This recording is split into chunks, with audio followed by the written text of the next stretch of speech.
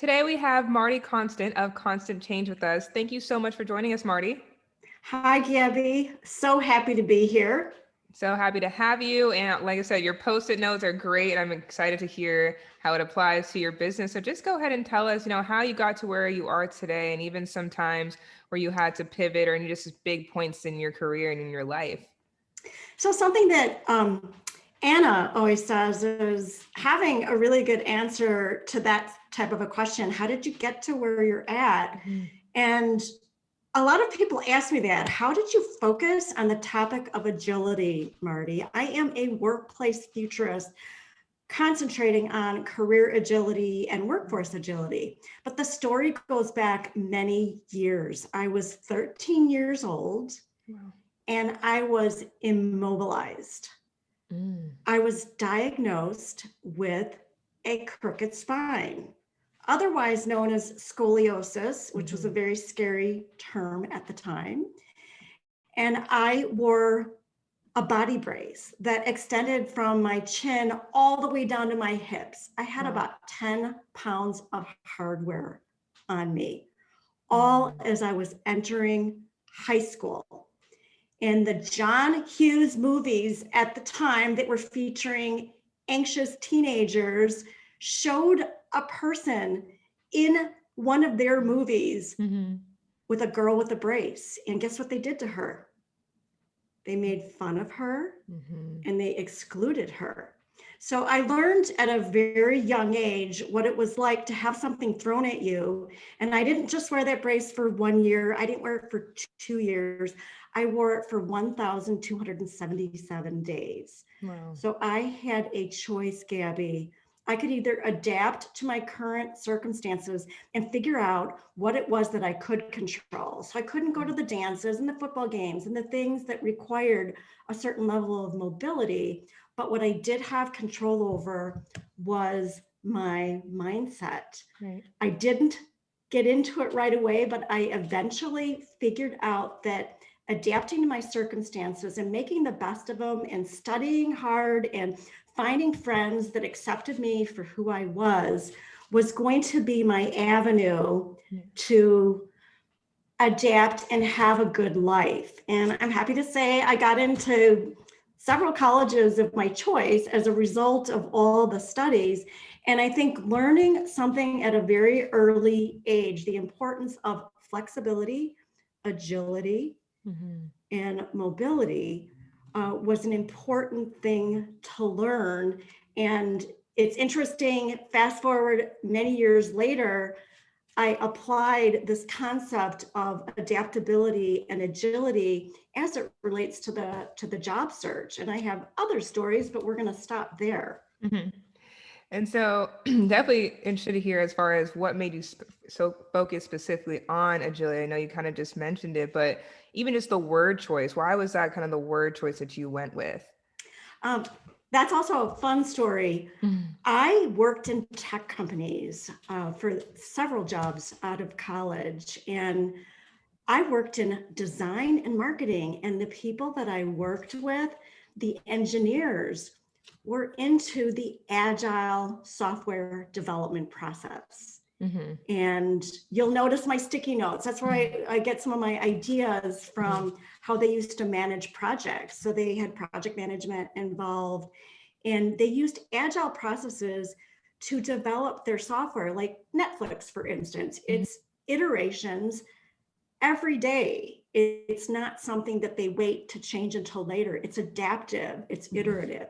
And so I learned that was a really effective process. And I thought to myself, why not apply the principles that they established for a very effective software development process to the management of one's own career?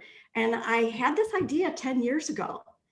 And there was no word for career agility in the online. I typed in Google, found nothing. And I thought, well, I will frame out a definition. And if you type in what is career agility today, you will find my definition as the #1 resource on your browser. Look at that. Made a whole new thing and now it's yours and now you're known for it. Yep. And so how do you apply that to your own life? How do you keep yourself in kind of that good flow and high performance and able to pivot and have that agility? You use such great words there, Gabby, when you use high performance, because in today's world of this fluctuating change, we've had the pandemic, we're still evolving through it. It takes a lot to get through it, and you used another word, to get into a state of flow, to get through it. But the idea of agility, I'll just mention a couple principles of career agility, is viewing your career as a series of projects, for instance. We put so much pressure on ourselves to have it right when we get out of training. Reality is, you can test and measure along the way, and you can evolve and give yourself permission to A/B test your career all the way throughout. So whether you're mid-career or at the beginning. So that's just an example of actually two principles: A/B testing your career and viewing your career as a series of projects. And the thing that really funnels through all of it is the principle of responding to change. When you see change, how does it affect you? How does it affect your department? How does it affect your industry? When you can answer those questions and figure out what it is that you're going to do to respond to that, adapt to it, or work around it, navigate around it, then you'll be successful, and you will be in a situation where you're future-proofing your career rather than feeling a victim to a layoff that was unanticipated. And giving yourself those options, I think, too, is just so important. Yes, that's absolutely an important thing. And so who exactly do you serve? What problems do you help your clients solve specifically in that business realm? So as I speak on the future of work, how technology, how our behavior, I speak a lot to organizations on that, on the workforce agility part. But the part that I focus most of my time on these days is I help dedicated job seekers get to the front of the hiring line. Okay. And so how do you do that for your clients then?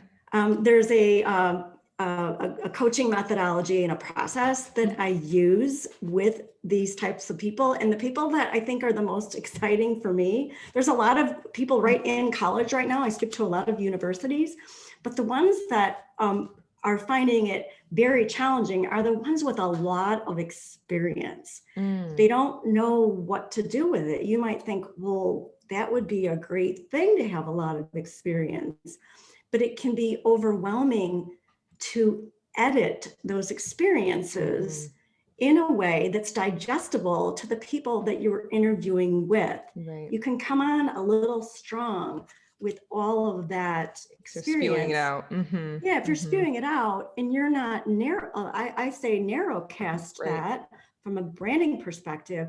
What is it that they're looking for? Their keywords, their situations for that job opportunity, matching those two.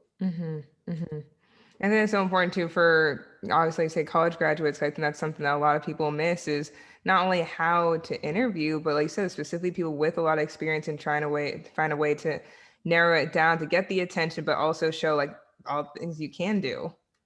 It is. And it's, when it's the opposite thing, when you're in college, you're thinking, well, how am I going to have enough experience? And then when you're on the other end of the spectrum, it's too much experience. And even mid-careerists are struggling with this. And the college students, because I speak to universities all across the country, and I speak to organizations across the world, and the university students are getting quite savvy with this idea of branding and creating branding statements for their LinkedIn headers, for instance.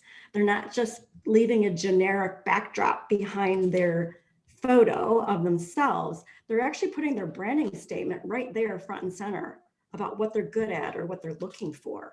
And I feel like that's something where it's almost like both, like you said, demographics can almost learn from each other because it is ever evolving.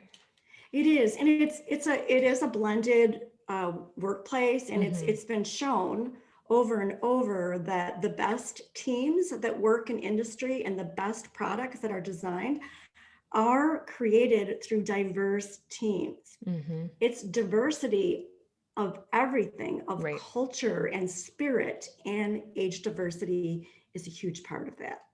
Absolutely. And so then also I'd love for you to tell us about your book as well. Yeah, so I wrote a book called Activate Your Agile Career. And one of my principles is parallel pursuits. And I did this on the side. So it was a parallel pursuit. It took me 5 years and I researched it, did 120 interviews. I wanted to understand why some people always land on their feet and other ones are just scratching their head trying to figure out what to do. Mm-hmm. And one segment seemed to be more in control of the future and the other ones were more victim to it. Mm-hmm. So I hired a research firm and we did survey research as well.